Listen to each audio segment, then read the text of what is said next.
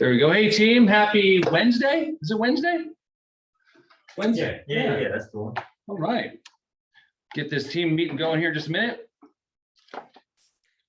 We've got stats today. And we're going to talk about, I think, what we think is going to be happening in the economy here in our real estate market in the not too distant future. I know I'm certain Martin's here with some insight with regard to mortgage rates and what's happening there and what we can project potentially. There's always so full of information. I kind of caught wind of what they were doing earlier today, which if you hadn't participated in that, you really should. The mortgage 101 with Don and Martin's always great intel. Great intel. All right, gang, we'll give it a few minutes here to get people to log in, sign up, show up, and participate, and we'll get the game underway.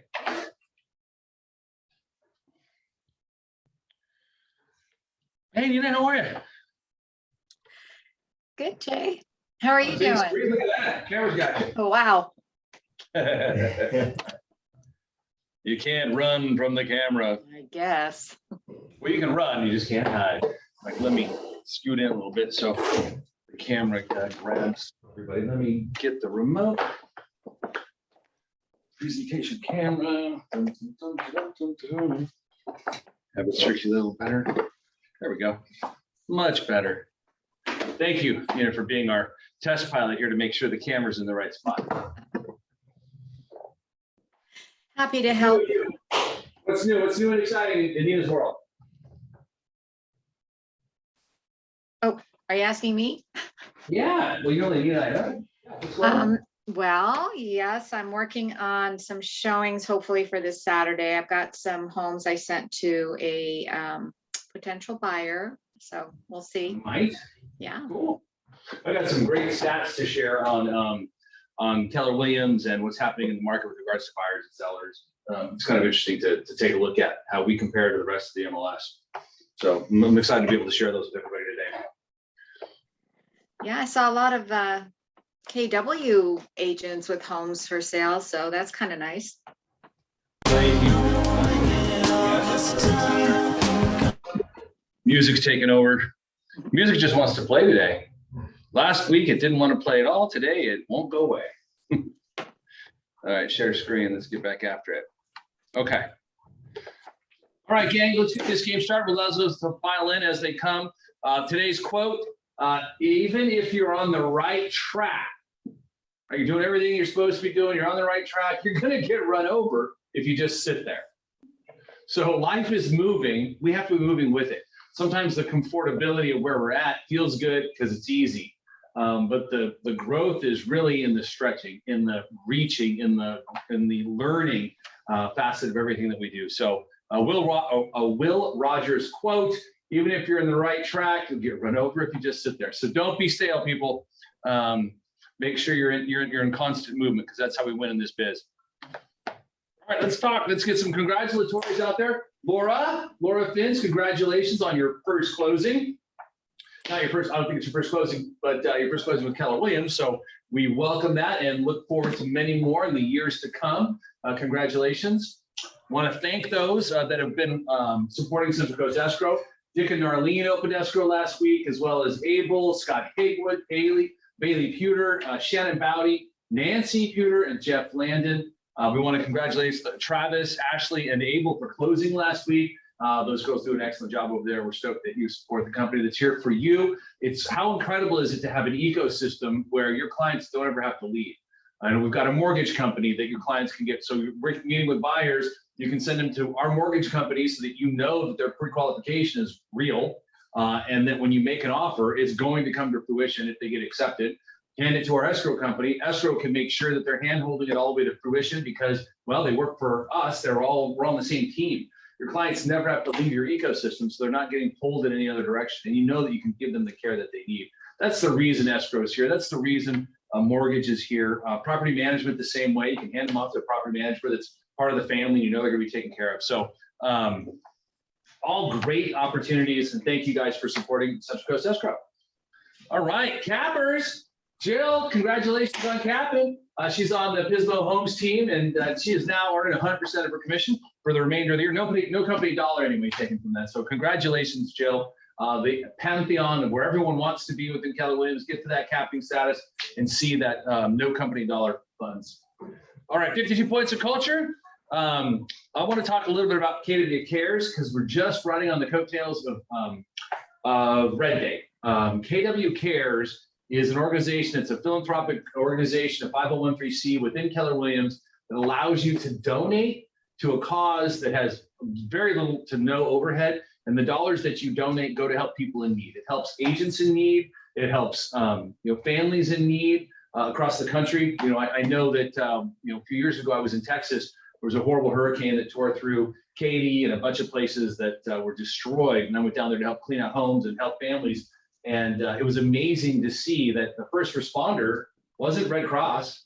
It wasn't FEMA. The first responders on the scene was Keller Williams. It was really bizarre to me, but there were semi trucks filled with temporary housing and food and medical supplies and baby care needs. It was unbelievable to witness that we were the first people on the scene. And it's all from the donations that come from Keller Williams agents. So at the close of escrow, you guys can choose to, in your CDA or commission disbursement agreement, to donate to KW Cares. We have had benefactors here in the market centers, two people that are battling cancer that were going through remission, couldn't work for 3 or 4 months, and they got $65,000 from KW Cares to help fund their lives during that period of time where they couldn't work. So come on in. Good. So where they couldn't work. So KW Cares is a real function, and they're a powerful tool to leverage your ability to donate to a 501(c), and it is an incredible write-off. It's an absolute tax write-off. So KW Cares, 52 points of culture, 26 is committing to helping those in need within your KW family, and that's what KW Cares is all about. So with that, let's talk to our mortgage partners here. Martin, I saw Don earlier. Ron, are you with us? Who's with us today, guys? Martin and Don for sure. Martin and Don for sure. All right. What's happening with rates, Don? Yes, let me give you a quick update. Holding steady, we're right about 5.25 for the 30-year fixed, and that's the good guy rates, as Martin calls them. The rates for people that have exceptionally well credit scores and are putting a good down payment. Just priced out one this morning. I'm gonna make sure I understand this correct. First-time buyer had a credit score of 641, had about 5% down. We're looking at a rate for that buyer, if they look at a condo, about 6.125 for that first-time buyer. So just so y'all understand, like, the difference between, the rates that Ron, Martin, and myself talk about on the calls are typically the people that have a good down payment, 20%, 25%, at least a 720 FICO score, and they're looking at a single family home. So there is that difference. VAs and FHAs are averaging about 4.625. So they're the good loan programs this week with regards to below 5%. And jumbos are averaging right about 5.5%. Remember, jumbos are for San Luis Obispo County. It's pretty much anything over, let's just say a loan amount of maybe $860,000, $870,000. Those are going to be jumbos. So that's what I have. Ron, what's going on with you? I haven't seen you in a while. Everything going good? Are you there, Ron? Is Ron? I'm not sure if Ron's here.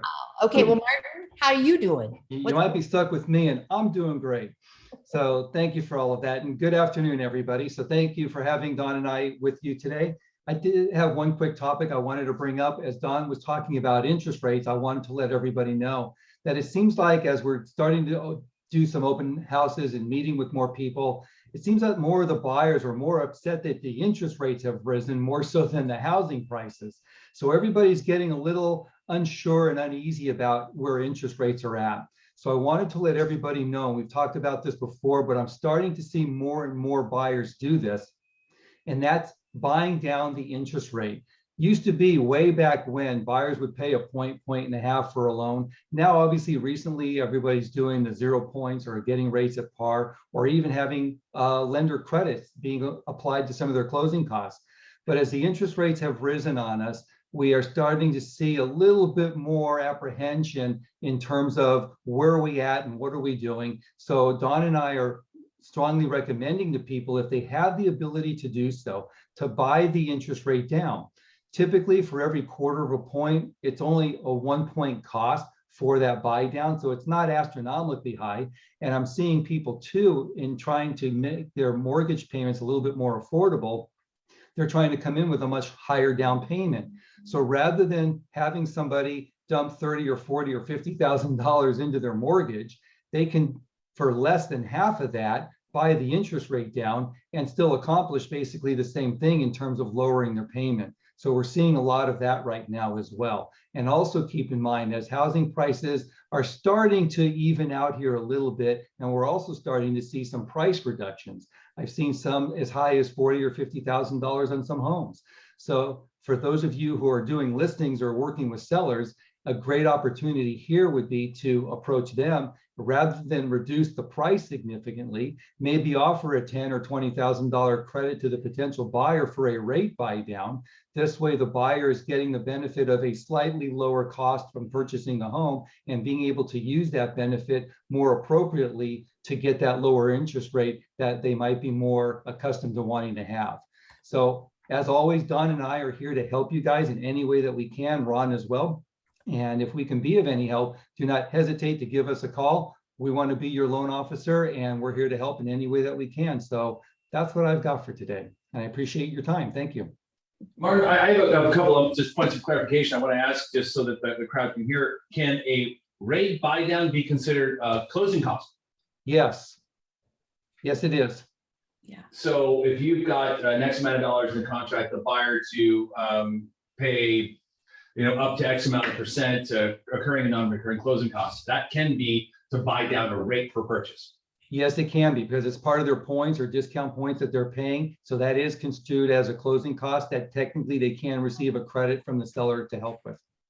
Awesome. And okay, so everybody's got that, because that's a huge opportunity if you're writing that on the first page of the contract.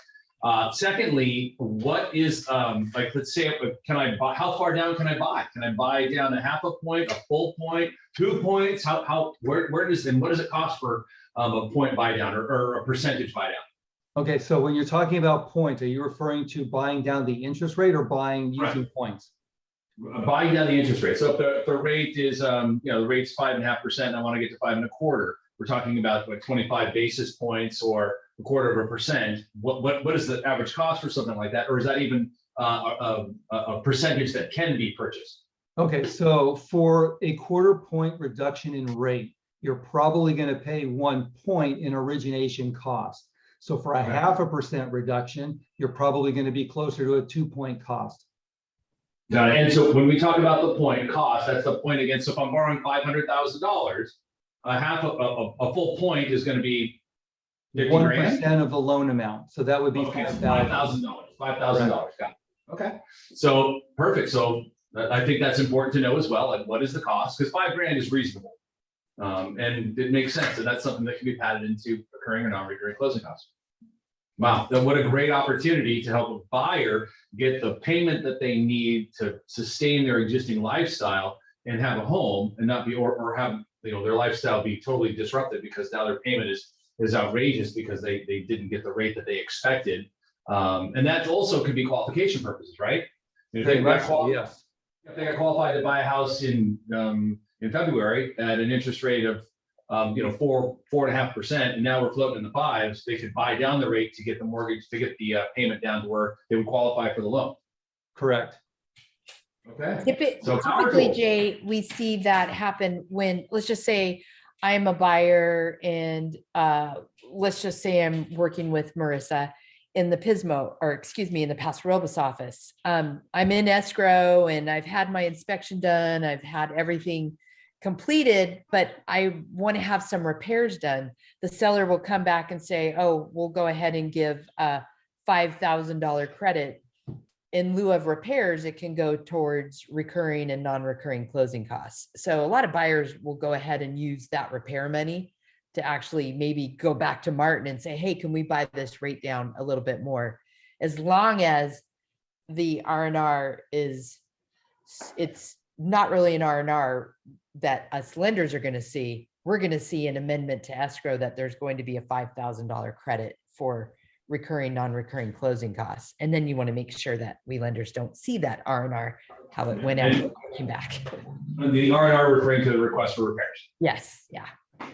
Got it. Okay, cool. Great intel. You guys, thanks for being here as always. Truly appreciate it. Our pleasure. Thank you. All right, gang, what do we got going? We got our broker and broker designee, CB, Troy. What's going on, gentlemen? Tell us what's happening in your world. You can hear you. Oh, you can hear Oh, me? here he comes. Oh, you unmuted me? Wow. Got you covered.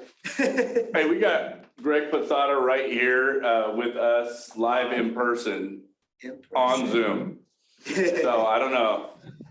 Maybe we go back in time or something. I don't know. Something happened. Something crazy happened. But anyway, it was great being with you guys last week for the blood drive. That was pretty awesome. And Jay did just edge me out 5 minutes and 25 seconds. It took me 5 minutes and 45 seconds. Yeah, so Time to beat. yeah, so that guy's really a bleeder. All right, so just so you know. I believe for the company. I believe. So anyway, but that was a good time. That was a good time seeing you guys. Right now, you know, we've got a lot of questions regarding, first of all, deposits, releasing deposits to people. Don't release the earnest money deposit as non-refundable. Okay, so don't, even if you write it all over, it still is part of liquidated damages. So better than doing that is to do a per day, a per diem charge, and take what the buyer's new payment's going to be. I think you kind of skipped ahead. What we're talking about is when your buyer needs an extension, right? You know, stuff not closing on time, and you're trying to help resolve what's going to happen. When can the seller be out? When can the buyer close? Well, anytime you're going to release deposit. So anytime, but typically it's when we want an extension on the escrow. Okay, but there are other times when the seller's like, hey, I'm not putting this new roof on unless the buyer pays me, or I'm not doing this major repair unless the buyer releases the deposit. So anytime you're releasing don't release the deposit. Instead, do a payment to the buyer. To the seller. To the seller, sorry, from the buyer. And then the other thing was just be preparing your clients as far as typically escrow does not close on the day that it's projected to. I mean, it happens. It does happen once in a while, but that's a lot of moving parts. And if they're all aware, first of all, that you don't have a buyer in their U-Haul van parked on the driveway the day it's closing escrow, and it turns out it falls into the next week, or a seller that's got their whole family there ready to pack them up and move them out. Okay, so just be letting them know. In a lot of times overlapping deals like that, it's good to give the seller 2 or 3 days after close in order to be out, and that sets the expectations for your buyers that they're not going to necessarily be in the day it closes. Yeah. Sure.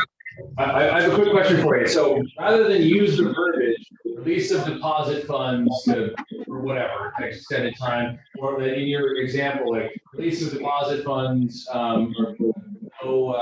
just to let them go so that they'll put the roof on or make a major repair. You can use the deposit funds, but the verbiage is such that you're using it as a payment for this service or this thing that was provided.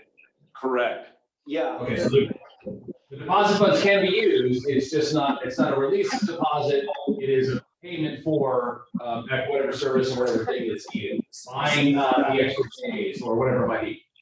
CAR said that this is something that's happening a lot right now, and that they're having a lot of issues with it because a lot of sellers are unfamiliar with the fact that if the seller cancels the escrow, even if it's within their rights to cancel that escrow, and even if a buyer has removed all of their contingencies in writing, if it's the seller doing the canceling, they're supposed to give that deposit back. So CAR is seeing a lot of situations in which a buyer has removed all contingencies because in this hot market, it's they want to get their offer accepted, so they come out of the gate, no contingencies.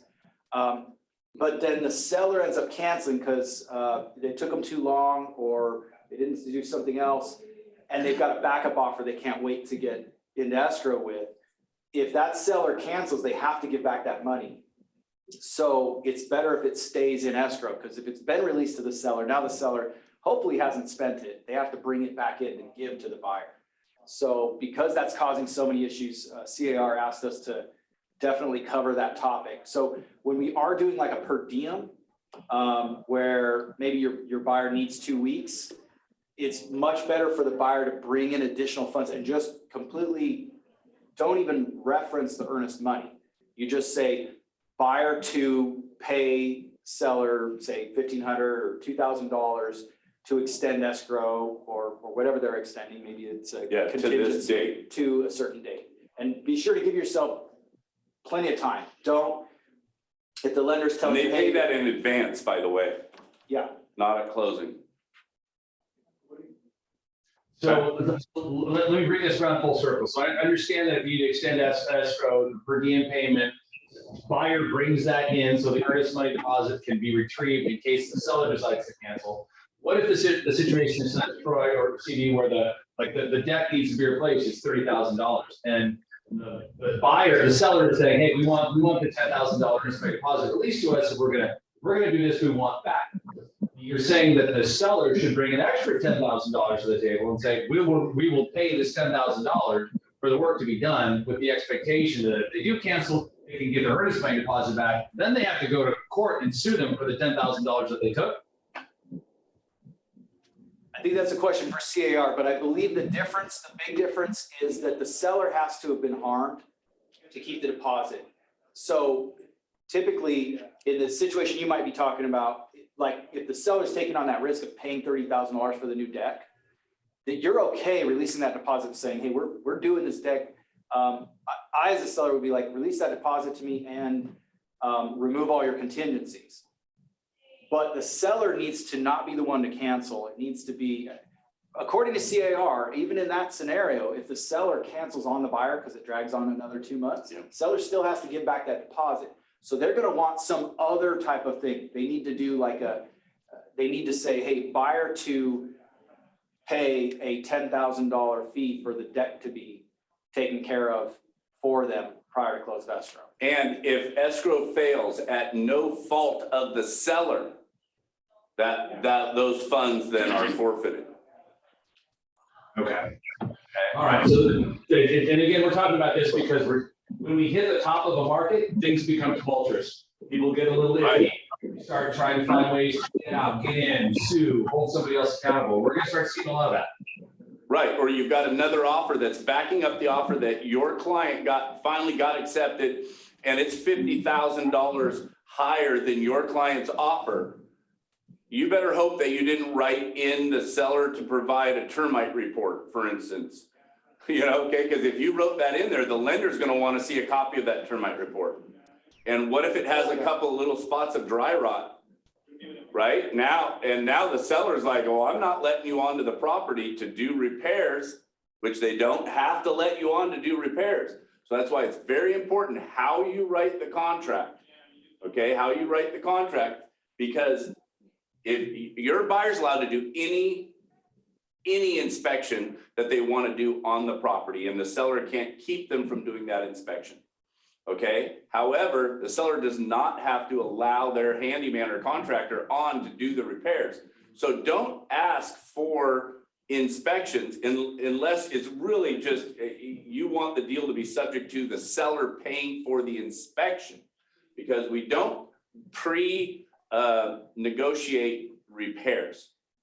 We only pre-negotiate who's going to pay for the inspection. So in this type of market, my recommendation is you don't ask the seller to pay for any inspections, because those are simply outs that the lender can give the seller basically by requiring those reports, and then they require repairs associated with those reports. And it might be a $300 fix that your buyer can't get on there to do to clear the lender required repairs. The only lender required repairs that the seller is contractually bound to do is the carbon monoxide, smoke detector, and water heater straps. So if all this is sounding important to anybody that's on this call today, go to the contract class at 1 o'clock on Thursdays. Yes, absolutely. And That's in a nutshell. Yeah. And all our past contract classes are on meggersgroup.com, password learn 2022. Learns all caps. Learns all caps. Got it. All right, guys. Thanks for being here. Thanks for sharing, as always, a wealth of information. All right, let's get to the meat of the statistics things that are happening in our neck of the woods here, as Al Roker would quote normally, if anybody knows who that is, super old, but all right. So North County, let's take a look at what's happening in North County. Currently, there are 185 properties listed on the market when we pulled this report. 19 days on average that they're on the market, and a median price of $802,000. That's up 16% year over year, which is a big number, but it's not like outrageous. We're looking at, a mild increase, a little over 1% a month. So it's not a crazy number, but look at that value, $800,000. We're talking 2 years ago when we breached $500,000, we thought, boy, Paso Robles is really coming on. It's really interesting. And I want everybody to hear this loud and clear. The biggest increase of available properties in our county were in North County last month. 15 additional properties went on the market, not a big number, but it stifles every other area. So Paso Robles days on the market are fewer than they were last month, and there's more properties on the market. I take that down. The days on the market have creeped up just a smidge. So last month they were a little bit lower. They were so last month they were on 28 days was the average days on the market for North County. Now it's gone to 19. So the days on the market have decreased with a little bit more property on the market. So that's probably the hottest area of our entire county is going to be North County. And I don't know if everybody knows that when the Appalachians were designated in North County 18 months ago, 2 years ago, it really changed the dynamic how Paso is seen globally. An appellation is a specific area of wine growing region where 20 years of data has been submitted to the World Wine Organization, and they've deemed that specific area or plot of land to be very unique, so unique worldwide that it has its own designation. And when that happened 2 years ago, 11 designations were issued or appellations were given to Paso. It changed the face of Paso forever. And so I can honestly say that we're going to start seeing, $802,000, those are South County prices, getting pretty close too. And it's probably going to get close to San Luis prices, which is nuts, thinking about how broad and big North County is compared to San Luis specific or even South County. So Paso Robles is the place to watch, I'm telling you. You guys, $482 a foot for existing homes. The one thing that's going to change in Paso in the next 2 years that's going to be a little bit different is the Olson Ranch. I think one of our agents, Steve Babcock, is directly involved in the sale and help development of that property. But there's 2,000 homes going up and even more after talking to Steve at the blood drive. So there's going to be new construction in Paso that's on the books and ready to be hammered out. So there's going to be growth there where there isn't much growth planned in any other area. A little bit of growth in San Luis with the Delidio Ranch project. There's going to be some growth down in Napomo in the next 5 years, but Paso is the place to watch. And I wouldn't be doing you guys a service if I didn't tell you that. 16% year over year appreciation in North County. And taking a look at the properties that have, here's the properties that have increased. If you look at the properties coming on the market, January was the lowest watermark for the year this year, and not all the years in sequence, but we're seeing a steady ramp up of properties that are selling in North County. So really, really progressive sales data. And I'm telling you, Paso's a spot. Let's take a look at the Scenic Coast. It's a smaller data set because we're talking about Los Osos, Morro Bay, and Cayucas. Average days on the market there have gone up a little bit. I'm sorry, it's flat. There were 14 days on the market last month and 42 days, excuse me, last month, 42 days this month. There's a couple extra properties on the market, 5 this month as opposed to last month. But the appreciation year over year is 7%. Now that is what the National Association of Realtors sees as a healthy appreciation level. There's very few properties that are selling out there. So when we have one sell that's $3 million, it can skew that number. But we're seeing a steady increase right about $1 million as the median value for the Scenic Coast. But boy, look at that price per square foot, $818 a square foot. That's nuts. There's only 70 properties for sale on the Scenic Coast. And when we see that day on the market stay stale, I think when somebody had asked, like, do you think we're at the, I think it was Scott Andrews asked, do you think we're at the top of our market? No, I don't ever think we're ever going to be at the top of the market because real estate is always increasing in value. What happens though, when you go through cycles, is there's a period of time when you're at the top, and that's when people get a little edgy. When we're at the bottom, same thing happens. People get a little edgy. So when we're at the top, like rates are increased, buyer pool is decreasing, prices are kind of, they might be hitting a ceiling, or you might have months like this, where 3 months ago, the median price in Morro Bay was over $1 million, and now it's under $1 million. What's going to happen next month? Maybe it goes back to $1 million. So when we're bobbling at the top, that's when people can get really, things can get dicey. People are really on a razor's edge thinking, okay, am I getting top dollar? Am I leaving money on the table? Am I overpaying? All these conversations affect the psychology of both buyers and sellers, and that can have a direct impact on how our deal flow goes.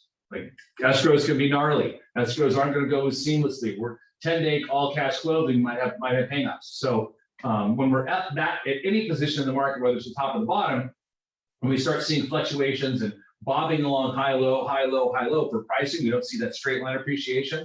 That's when things can get really, really sharp. So just be careful you don't get yourself cut. So 7% appreciation year over year is a healthy market. So Scenic Coast is probably one of the more healthy areas. Although I don't, as far as appreciation goes, I know that doesn't bode well with anybody who's trying to be a first-time home buyer on the Scenic Coast with a median price of $1 million. So you're not basically just not finding first-time home buyers out there. You're finding people that are retiring, relocating, buy second homes. So knowing who your buyer pool is can kind of should turn on a light. Like, okay, if I've got a listing, where do I go for buyers? If I've got buyers that want to retire, where am I sending them? What are we looking at? So that's the Scenic Coast. Again, Scenic Coast tells a traditional story, a little bit like North County. We've got more and more properties available every month on the market, not by a large swing. Like we're really only looking at 9 additional properties this month as opposed to last. But our inventory our transactions are increasing. So that's something to take note of. Right? South County, even no, is that what that says there? Even from April. So April to April, for an entire year, the median price is the same, $685. That's what to that point. Now we're looking at like a bobbling at the top. Take a look at all the months. We're bobbing and raising from 890, 865, 858, 919. We are literally bobbing at the top of an absolute price market, a priced market. So a very flat year over year. If we were going to take a straight line that, it would be a little bit of an arced curve. So it is coming up, but then kind of flattens out. So when I talk about being at the top of the market, that might be where we are price-wise. It'll be interesting to see how many days on the market, how many days an average property is on the market, because we're at 14 this month in South County. We were at 14 last month. So as we bobble at that top and prices are still hovering at that range, no appreciation year over year, we might start to see prices come down, more properties come on the market, combination both to get that days on the market to decrease. Because if days on the market bump up, guess what? There's two things that are going to start happening. One, prices are going to come down, or there's going to be a lot more property on the market because people are going to be thinking they were going to sell or now putting their property on the market stuff. And as rates increase, the buyer pool starts to shrink. And we talked a little bit about that. 100 properties on the market currently. What's interesting, 14 days. So we talked about an inventory shortage, right? There's only 300 properties in the market for sale, 350 in the entire county. But with an average day of 14, we're going to cycle twice. So we don't really have 100 properties on the market. In the month of May, we'll have 200 properties that have sold. So if you do that math, you take that across the county. So let's say we've got 350 properties on the market today. In 15 days, they're going to all recycle. And there'll be another 350. So we actually we'll close 700 properties. On an average year, we have 1,100 on the market at any given time. So we're not that far off of a traditional volume set. It's just happening super fast. And then refreshing the attrition, they're just coming and going. So that's important to talk to your clients about. If you're out there, like we're not going to see an inventory of 1,000 properties for another couple of years. But that doesn't mean that there aren't 700 properties that are going to sell within the next month. You just need to be on it. How important is it to be pre-qualified? How important it is to have all your ducks in a row? How important is it to have an offer that doesn't have a bunch of holes in it? So these are all talking points that you can use this tool to have with your buyers and your sellers. So we have, from a seller standpoint, okay, 14 days last month, 14 days the month before, holy smokes. If we're seeing a flattening of prices, no appreciation, you were thinking about selling your property, let's get that thing listed today before there's more competition. Because everybody's going to be having the same conversation. This is the top of the market, let's dump it. Let's get rid of it, let's put it on the market now. And then why not get your property listed and sold? You've got 14 days, you can actually get it done and you'll get top dollar before the market starts to adjust. All right. Again, looking at the increase of properties, January was the low water mark for the year, February, March, April. So we're ticking up into spring and summer. Looking forward to seeing more and more properties hit the market. San Luis Obispo proper. This is our wild card here. So San Luis Obispo proper, same days on the market, year over year. I mean, days on the market last month were 18, days on the market this month is 18. There are fewer properties for sale, or fewer properties that actually sold. So the number of properties decreased. But look at the value. We've gone up 32% year over year. $1.3 million is the median price for a home in San Luis Obispo proper. Isn't that crazy? And I think it's really important to reiterate what median mean is as to average. Because you might be looking, if someone's saying, hey, the average price in San Luis is only 800,000. Where are you coming up with this median of 1.3 million? And the median is a much better representation of what the market is doing, because you take all the properties that have sold. This one sold for 100,000. This one sold for 10 million, right? To take an average, you add all those together and you divide that by the number of homes. That $10 million property is really going to screw up your number. So if you have a property sold for $1, that's really going to screw up your number. So what we do is we take the lowest and the highest and the lowest, and we just start counting one in until we get to the median. And that's going to be what more properties are selling for. That's a better cross section of what's happening in the market as opposed to taking an average. So why are we talking about all this? Because you need to be the economist of choice for your clients. And when they ask you the question, well, what I'm getting from this other broker is averages. You can tell them with intelligence, like, we don't use averages because one number can skew everything. And we can use the real and the mean. That's a different conversation. But what we're talking about are straight and simple averages versus medians, and why the median is a better representation of what's going on. And that's why we use median as opposed to average. So I hope with that you have the ability to articulate what you need to articulate to your clients so that you are the economy of choice. Because if you're not, where are they going to get the information? Yeah, the news, another agent, an outdated piece of information. So being that person gives you the right to be the person they go to when they have questions, concerns, want to list, buy, sell, or invest, right? So that's one of the things that sets us apart. 32%, wow, that's just an amazing number. And then take a look at this. There are fewer properties. This is the one area that we're getting something that's a little bit different than the rest of the county. The January was our low water mark, without question, but then we were creeping up until last month, and then we dropped down a little bit. So fewer properties, that might be one of the reasons, but that's fundamental economics, price and demand, right? Fewer properties, higher values. So like I said earlier, does anybody have any questions or comments about that before we move on? Because that's a lot of information, and it's a powerful tool. You'll have access to all these tools to be able to use in your marketing for marketing purposes. But if you don't understand them, you raise your hand and ask. Question. Was that 865? Was that for South County? When you said San Luis up there for 865,000? As the median? Yes.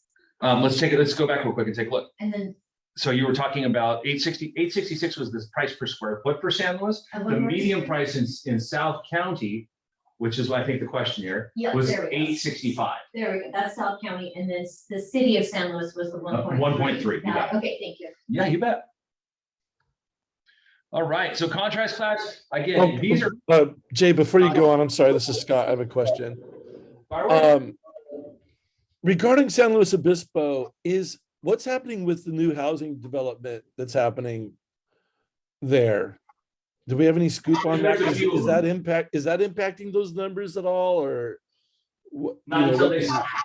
When they do, they will be reflected in the numbers. So we're not doing this. These aren't forecasted. This is historical information, right? Because we don't have crystal balls, so we don't want to pretend to be able to tell the future. We want to be able to articulate the past so that we can help our clients move in the next direction. Oh, okay. I know we got contracts passed. We talked about it. Troy and CB were really articulate today in some of the things that they're seeing and things they're hearing from CAR. Make sure you're there Thursdays at 1 o'clock to get all the deets so that you have the most up-to-date information on how to not only use the contract, how to keep your clients in the best position, and how to become the hero for your clients so that you're the only person they ever think of when it comes to real estate. And Troy, CB, and Bob do a great job of that. I want to thank everybody that participated in Red Day, and a big thank you to the entire staff, Molly, particularly for all the energy and effort you put in, Bobby, Krista as well, Marissa. Thank you, ladies, for getting together and putting all that whole event on. It went off without a hitch. We had a lot of fun and helped our community at the same time, which is great. And look forward to that next year. In fact, if you guys couldn't make that, and because blood freaks some people out, we have our beach bonfire coming up here. We did it last year and it was amazing. I'll maybe shoot some video, show you the video that we shot last year because it was so much fun. Make sure you block out the dates. Friday, the 15th, it's in July. I know it's forecasting, but we have so much fun. We've got games, s'mores. I'll be doing dogs, and it's just a blast. Volleyball will be set up. We've got giant, like that with that beer pong game with giant trash cans, giant Jenga. Try to course Ben Tilbury to be there with his DJ mix. He's got this giant outdoor speaker and tightrope. We'll drag between a couple of trucks. It's going to be a lot of fun, and it's a full family event. So bring the whole clan down there. The s'mores kits, we'll have a couple bonfires going. It's literally one of the best events the team has ever put on, and it was so well received. We've been got a lot of requests to do it again. So save the date for July 15th, and more to come on that as time goes on. Gregory, I know you're in Bicep. Yeah. Right here. How's it going? Good, man. Tell us what's happening in the world of education.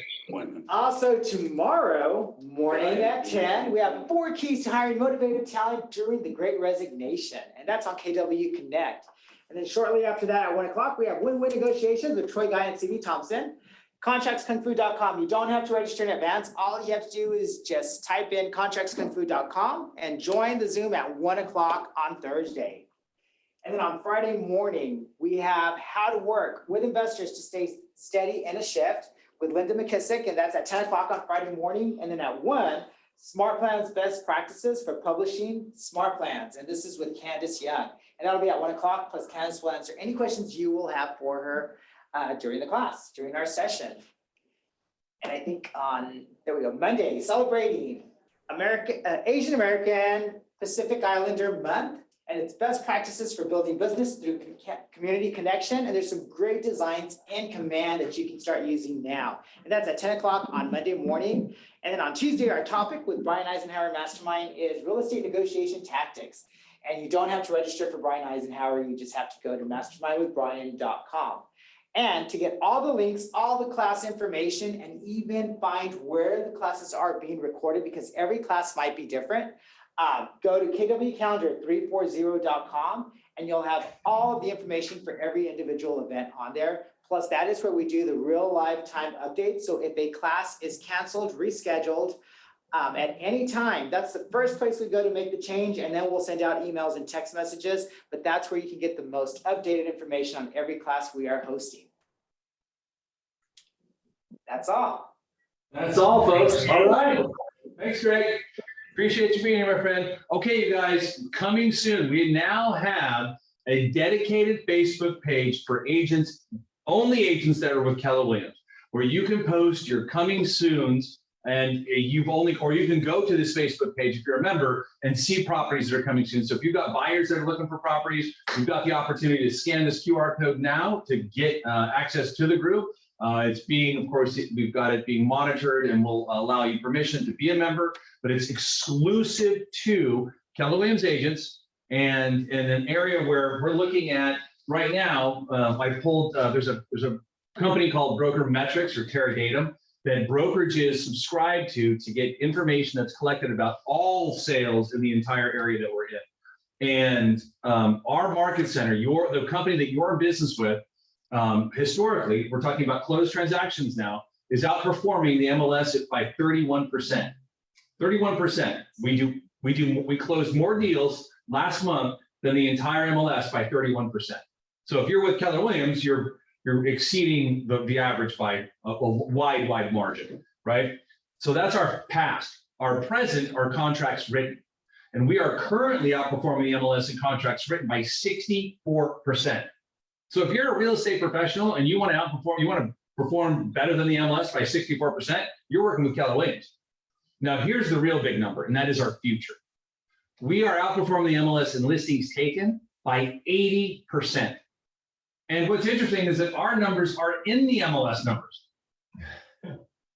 So the MLS is actually down 11%. They're going backwards, and we are going forward. So we're outperforming the MLS by 80%. So what does that mean? That means if you've got listings and they're on the exclusive Facebook page, you at Keller Williams, because you're here to have first crack at getting your clients prepared. So when it hits the market, you're already teed up and ready to go. This is big, people. This is going to be we can actually create our own MLS. And our agents the first opportunity to get their offers in when it does go live. And with 230 agents and with an average number of people in their database, we're talking about over 70,000 people that are going to get the crack at these potential listings. So it is a very big cross section of the market. And one of the things that I would hate if we were like a little boutique brokerage and we were trying to keep everything in house and not sharing that in the MLS, that would be unethical. Let's call it the way what it is, right? Trying to get double end every deal, not getting your clients the exposure to the market, that would be unethical. And we're not talking about doing that at all. What we're talking about doing is giving your fellow agents the opportunity to get a family member, like a Keller Williams family member, on deck to make sure that their offer looks great and is probably going to be the strongest so that your clients get the highest and best dollar they can for their property. So it is a great opportunity. Scan the QR code. Let's take a look at some of the properties that we currently have coming soon. Like Jacob Gale, he's got a 722 West Cypress in Lompoc, 2-bed, 1-bath. It's a smaller property, 906 square feet. It's on an almost 7,000 square foot lot. They'll start showing it on the 25th, but reach out to Jacob if you've got a client that's in that camp to find out what the seller is looking for. Maybe it's not the 460, maybe 460 is the price, but they really need a month or two to be in the property. So price is one thing, but terms are something else. And then knowing what to prepare your clients for so you can write an offer that's going to get accepted is imperative. And I know that, let's see, Veronica's got a property too that's coming soon. Oop, hang on a quick sec there. So it's on Halcyon, 3-bed, 2-bath, $699. Showings don't start until 5/24.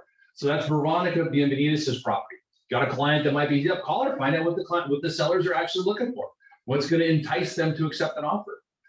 Rick Cook's got 2 of them, one in the Atascadero and the other one in the California Valley. So both unique properties, very, very different from one another in different locations. One's got green, one does not. Like there's Atascadero, there's greenery, and California Valley there might not be. But reach out to Rick if you've got clients that are looking to buy in those areas, whether it's an investor, first-time home buyer, or just somebody looking for that area to buy a house and put their family in. And so we're going to feature as many as we can on our meetings every single Wednesday. But know that there's also a private Facebook group that you can go to. So coming soon, it's not going away, and it gives us so much. As we grow, we'll have 275 agents by the end of the year, maybe 300.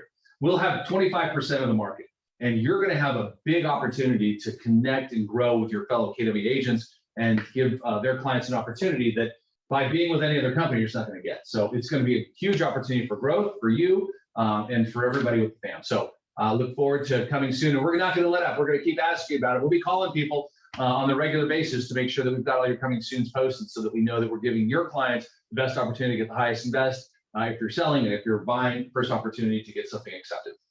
Coming soon, people. Anybody else have anything they want to share that maybe didn't make this list of 4 today? No one with any additions, corrections, or alterations? Okay, we're going to move on then. I do. Oh, fire away. Sorry, I just want to let you guys know that I have a listing in Napomo. It's the 6-bedroom, 4-bath house with the granny quarters. We just dropped the price today by $50,000, so it's at $1,150,000. So that's a hotel.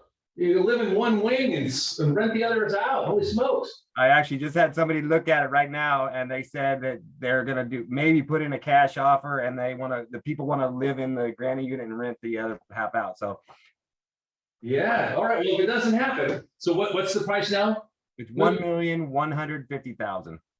1150, 6-bedroom. How many bath? 4-bath. 6-bedroom, 4-bath with the granny unit. That's almost an acre. Good location here in Napomo. Nice. Right on. Yeah, okay, well, that's a great listing. Great listing. Okay, anybody else before we move on?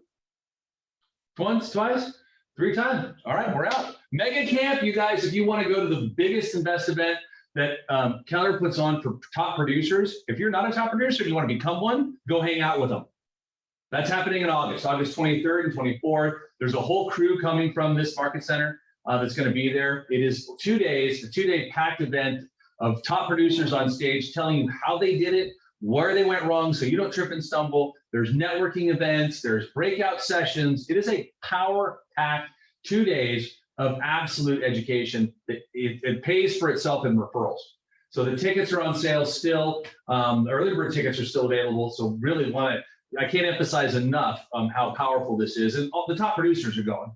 And so if you want to be a top producer, make your way to Texas. Rooms are available. We've got blocks of great prices all over by the convention center. And yeah, I encourage everybody that wants to be a top producer to go. Anybody who is a top producer who wants to get referral partners, go. It is a great opportunity to expand your business. So that's there. We got the hear from you gang.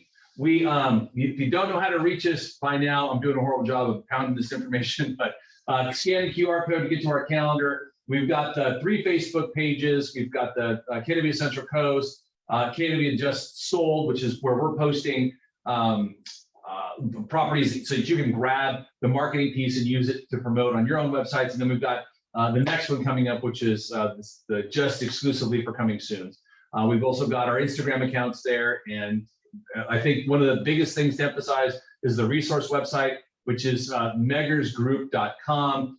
Password, all capitals, learn 2022. Anything that you've ever missed, you can go back there and look at historically. So all of that stuff is there for you. And I want to thank every one of you for being here today. The stats are the one team meeting where I think we give the most information to help you with your business. So I look forward to seeing you guys next week. And with that, I'll leave you be. Make it an incredible day. Namaste. Take care. Now we'll get back to some tunes. I do have some questions, but I want to take, time to on some stuff you went over. Just get. Have like.